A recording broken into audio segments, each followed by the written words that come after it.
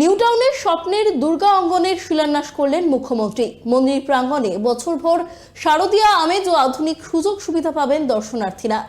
দুর্গা অঙ্গনের শিলান্যাস করেই হিন্দুত্ব নিয়ে বিরোধীদের কটাক্ষের জবাবও দিলেন মুখ্যমন্ত্রী মমতা বন্দ্যোপাধ্যায়।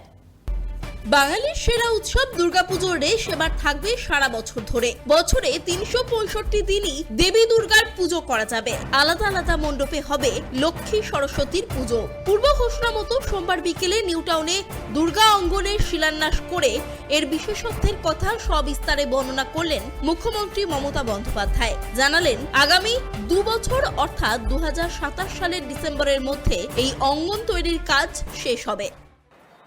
কাজে আজকের এই দিনটি আমি মনে করি আমাদের সকলের কাছে এক ঐতিহাসিক দিন এবং আমাদের বাংলার পালঙ্কে আরেকটি মুকুট।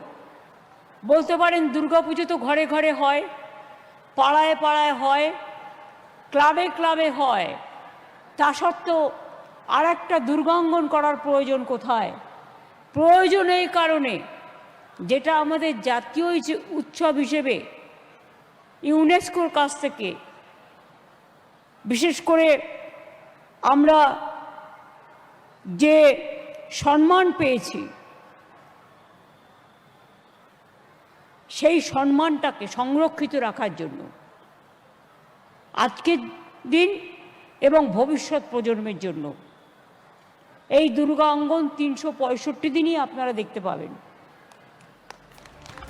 দুর্গা অঙ্গনের মধ্যে কি কি থাকবে, কত ভক্ত একসঙ্গে এই দুর্গা অঙ্গনে আসতে পারবেন, তার আভাসও দেন মমতা বন্দ্যোপাধ্যায়। জানান, মুখ্য সচিবের নেতৃত্বে তৈরি হওয়া ট্রাস্ট এই মন্দিরের দেখাশোনা করবে। মোট জায়গা ২ লক্ষ বর্গফুট। মন্দিরের মাঝখানে ১০০০ লোক বসার জায়গা। দুর্গা অঙ্গনের উচ্চতা হবে ৫৪ মিটার। ১০৮টি দেবদেবীর মন্দির, ১০০৮টি স্তম্ভ থাকবে। আলাদা আলাদা প্রসাদ তৈরির ঘর থাকবে। সাংস্কৃতিক মিউজিয়াম। মন্দির চত্বরে ৩০০০ ফুল গাছ লাগানো হবে। ২০% জায়গা শীততাপ নিয়ন্ত্রিত জায়গা হবে। ২৬-এর ভোটের আগে মুখ্যমন্ত্রী হিন্দুত্বে জোর দিচ্ছেন বলে যে রব তুলেছিলেন বিরোধীরা, তারও জবাব দিলেন তিনি। মমতা বন্দ্যোপাধ্যায় বলেন, আজ চাদর গায়ে দিয়ে এসেছি, কারণ এটা হিন্দু ধর্মের সংস্কৃতি। যখন আমি গুরুদ্বারায় যাই আমায় মাথা ঢেকে যেতে হয়, কই তখন তো তোমরা আমাকে কিছু বলো না, তাহলে আমি রোজায় গেলে তোমাদের আপত্তি কেন? এই যে আজকে আমি প্রোগ্রামে এসছি, আমি চাদরটা গায়ে দিয়ে এসছি, কেন জানেন? কারণ মা দুর্গার শিলান্যাস হচ্ছে। এটা আমাদের ধর্ম শিক্ষা যে কেউ আমরা হিন্দুরা মেয়েরা দেখবেন যখন পুজো হয় মাথায় কাপড় দেয় বউরা, গাটা ঢেকে নেয়, কারণ হচ্ছে এটা ওদের কালচার। আর সব ধর্মে কোনো না কোনো কালচার আছে। সেই কালচারটা আমি যদি বলি মানবো না, হয় কখনো ভেঙে দিচ্ছে, লুটে নিচ্ছে, তছনছ করে দিচ্ছে। কে থাকবে কে থাকবে না, কত মানুষ আজকে অসহায়। আমি মা দুর্গার কাছে শুধু প্রার্থনা করব, জাগো দুর্গা, জাগো দশপ্রহর অনধারিণী, অভয়া শক্তি বল প্রদায়িনী, তুমি জাগো, জাগো মা, অশুভ শক্তির বিনাশ করো, অসুরদের বিনাশ করো।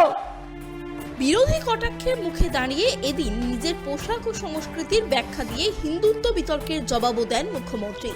এখন দেখার, ধর্ম ও পর্যটনের এই মিশ্রণ রাজ্যবাসীর মন কতটা জয় করতে পারে। ক্যামেরায় বরুণ ভান্ডারীর সঙ্গে দেবযানী সরকারের রিপোর্ট, কেটিভি বাংলা, কলকাতা।